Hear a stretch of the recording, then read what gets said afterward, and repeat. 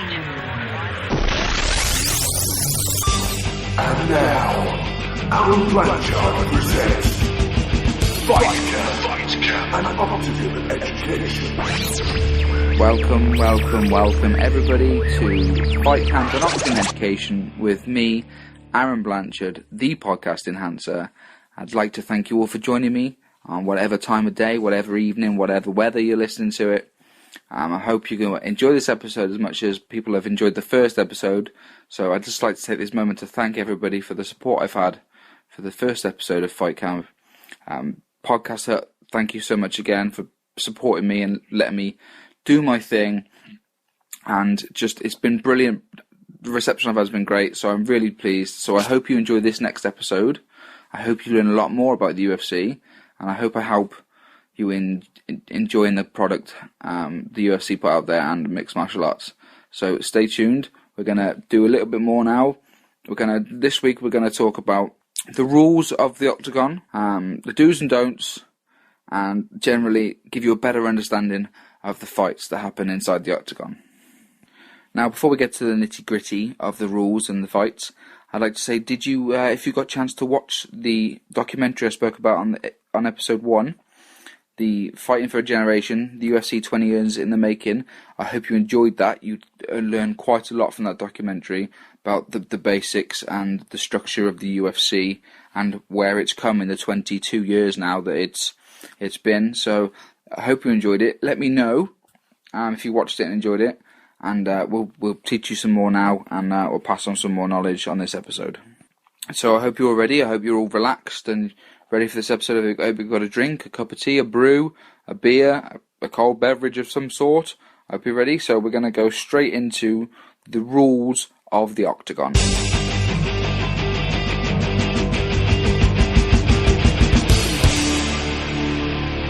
So, how long is a fight? Now that depends on what kind of fight it is. If it's a title fight or if it's a non-title fight, it's slightly different. But now the rules have changed slightly. It also makes a difference if it's the main event or not as well. So a non-title fight or a non-main event is 3 rounds, each of 5 minutes long. So 3 5-minute rounds. And a minute between each round as well in their corner. So potentially a three round fight is potentially a 15-minute fight. So we're moving on to the main event or a title fight now. They are 5 rounds of 5 minutes long with the same 1 minute interval between each round. So it's potentially a 25-minute battle war if it goes 25 minutes, okay? Now something I didn't mention before is each bout is scored and judged by 3 judges. The judges score the bout by 10 points for the winner of each round. Then the opponent then scores 9 points or less, depending on the effective striking, grappling, aggression, and the octagon control. And that is how they score each fight and each opponent's work inside the octagon. This leads us on to then how to win a fight or how to lose a fight. And there are a few ways this can happen. Obviously, one of the most famous ones is you could lose or win a fight by knockout, where you knock opponent clean out, so they go to sleep. Then there's submission. So submission is where an opponent taps out, either physically or verbally tap it out by saying that they quit. And also sometimes they don't actually get a chance to say that. They're normally asleep from a rear naked choke of some sort. So the referee then stops it due to a submission. Then there is a TKO, which is a technical knockout. This can be from a various amount of strikes, not defending yourself while being striked on the floor, a bit of ground and pound. So a TKO is another way of losing. There is a referee stoppage. The referee can completely stop the fight if he deems that one of the opponents is unable to continue. The doctor stoppage, so for a bad cut, which rarely happens, but when it does, it's normally a really bad cut that the referee will stop the fight. A corner stoppage, so if someone throws a towel in from the corner, that obviously, like they do in the movies, you can stop a fight that way. And of course, there is the judge's decision. Now, there are a few ways the judges can score the bout. You have the split decision, which is 2 judges score to one fighter and a third to the other. There's a majority decision, which 2 judges score the fight to one fighter, and the other one makes the fight a draw. so that's majority decision. And then there's, of course, the unanimous decision, where all 3 judges score it to 1 fighter. There can always also be a split draw, so a draw can happen if all the points are scored equally.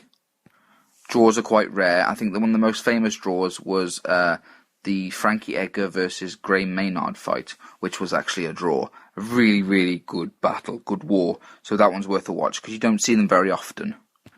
Now, there are some other bad ways to stop the fight, and that is for disqualifications for illegal moves, illegal hits. There's also a no contest as well, which is from the same thing, because of other illegal moves or accidental illegal moves, because that happens quite a lot. You'll see quite a lot of eye pokes, accidental eye pokes, and accidental hits to the midsection, or the below the belt section, I should say, sorry, hits to the gonads. So yeah, that can happen. That can cause a no contest if a fighter is unable to continue because of a hit to the balls, really. Now I'm going to talk about the moves, the illegal moves, in a minute. There's quite a lot of them, so I'm not going to talk all of them. I'm probably going to just mention the most common ones that you see quite a lot, and the more famous things that are obviously illegal in the octagon. So here are some of the moves that you are not allowed to do inside the octagon, the illegal moves. And these can have the fight stopped from doing them because they're completely illegal. So you're not allowed to headbutt. You're not allowed to do any eye gouging of any kind, quite obviously. Not allowed to bite. Even with a mouthpiece you can still bite, so not allowed to bite. You're not allowed to pull hair, I'm afraid. Girlies, no hair pulling. Or men with long hair, I suppose. There is no fish hooking as allowed in UFC. That's obviously when you fish hook your inside of a lip or your mouth or whatever. No eye gouging, no fish hooking. No groin attacks of any kind are allowed in the octagon for obvious reasons. No putting fingers into any orifices, lacerations or cuts. Okay, so no fingers in any holes, anyone. Okay, keep your fingers out. No kneeing or kicking of the head on a grounded opponent. Okay, so a grounded opponent is when you have both hands on the floor. I believe both hands on the floor is classed as a grounded opponent. You are not allowed to kick or knee into the head. There is no stomping of a grounded opponent. No throat strikes of any kind. And this is the one that got John Jones actually disqualified in a fight. And it was downward striking pointed elbows. So now what they call these elbows, they call them 12 to 6 elbows. So from 12 o'clock to 6 o'clock elbows, pointing down, no strikes to the head or anywhere of elbows of that kind. No striking of the spine or the back of the head. So you can't hit the back of the head. That is completely illegal. Here's quite a funny one. No clawing, pinching or twisting the flesh. So nipple cripples are out of the question, and no pinching or scratching or tickling of any kind by the looks of it at all inside the octagon. No spitting is allowed. Dirty sods, no spitting. No pulling of shorts, which is also an illegal move. Another great rule is from the original rules that were made up when UFC first put the rules into the fights, because at some point there are no rules. You are not allowed to try and throw your opponent out or through the cage, okay? Then there's a couple of obvious ones. You're not allowed to hit an opponent after the buzzer. You're not allowed to hit an opponent that the referee is seeing to. And you're not allowed to hit an opponent during the break when you're in your corner. So those are quite basic, obvious rules that you can't do. There are other couple rules are down to sportsmanship, so you're not allowed to swear during the fight, the referee, any abuse like that, any bullying of any sort or whatever. So that's a couple more rules. The rules are online, so you can always have a look. Type in rules of the octagon, and the rules will pop up straight away. It's a really good little read, and there's some funny little things on there which are quite entertaining. So give them a look at. So just type into Google search rules of the octagon, or if you want to be technical, you can type in the Unified Rules of Mixed Martial Arts. And these are the mixed martial art rules that are adopted by most states in America and the governing bodies of all the UFC. Okay, so that's some of the rules. Like I said, have a look online. You'll see there's a couple I haven't mentioned, but they're very rare that you see these rules get broken. So I've mentioned the most common ones and the ones that are quite obvious for you to obviously when you see a fight, you go, oh, why can't they do this? Why don't you just do that? You know now that you can't just do that because you're not allowed to. So I hope that clears up a few of the do not do moves and the rules inside the octagon for you for this little section. Now, I'm just going to answer a question that I've been asked a couple of times now, and that is when it comes to a kick, accidental kick or strike to the manhood, to the balls, because it does happen accidentally sometimes. The referees are pretty good at spotting this and stopping this fight. So what happens then, if this happens, the fighter who's been hit in the ghoulies, he can stop the fight and have a 5-minute rest period to get his bearings, wipe the tears from his eyes, adjust his tackle, put it back in his cup, and then carry on. But he has 5 minutes to do this. If he can't continue in 5 minutes, the fight is then stopped. So that's all the nitty-gritty rules out of the way, really. All the do's and don'ts. And I know it's a lot of information to take in straight away on one show.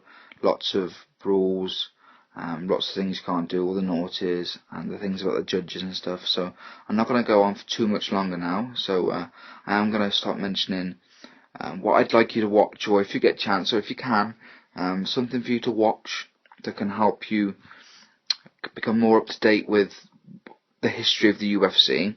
Now, I'm going to suggest that you try and watch, it could take a while, but if you could try and watch the first season of The Ultimate Fighter. So the first season of Tough. This is the one with the Forrest Griffin and Stephan Bonner fight at the very end. This is the fight that launched the UFC into the very next level to what it is today.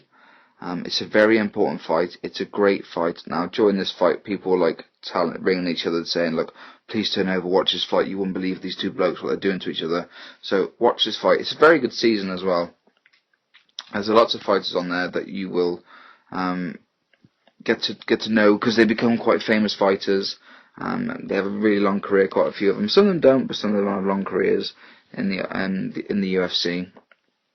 It's a really good season to watch, and it will do you well to know the very basics of a very, very good reality TV show about the UFC and the fighters who want to become members of the Ultimate Fighting Championship. So this leads me on to finishing up this show. So I really hope you enjoyed the second edition of the Fight Camp, the Education to Octagon. My name is Aaron Blanchard. I am the Podcast Enhancer. Feel free to check me out on Twitter on @PodcastEnhancer. Message me any questions about UFC, anything you want me to talk about. I'll do my very best to get on the show. If you would like any recommendations on fights to watch, if you've got the UFC Fight Pass, which is like the UFC library of all the fights and all the back catalogues that they have, which is really, really good. It's about £6 a month over here in the UK, so that's pretty cool. You can watch loads and loads of fights, all the documentaries that they have, the UFC have made, Ultimate Fighters, all the tough seasons. Some of them are really, really entertaining, and you get to watch the fighters that we know be the coaches, and it's just brilliant. It's just seriously watch one if you get a chance to watch a season of the Ultimate Fighter. There's a really new season coming up soon in September with Conor McGregor and Uriah Faber. So it's going to be great just because Conor McGregor's on there. Feel free to ask me any questions. I'll do my very best to answer them. On next week's show, we're going to be really delving into the nitty-gritty now. We're going to be talking about weight classes, but about divisions. There's quite a few of them in the UFC. There's 9 different weight classes, and there's 10 different divisions, men and women now. So next week, we're going to start that. That's quite cool, because we're going to start hearing names of fighters throughout the history of the epic history and the epic roster that the UFC has.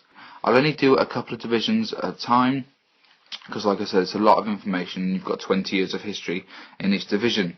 So a couple of divisions at a time, and that will start, you'll really start enjoying it, and you'll hear the names, and then you're really looking them up and stuff and finding out what these guys have actually done and the history they've made in the sport of mixed martial arts. So yet again, I'd like to thank you so much for your support.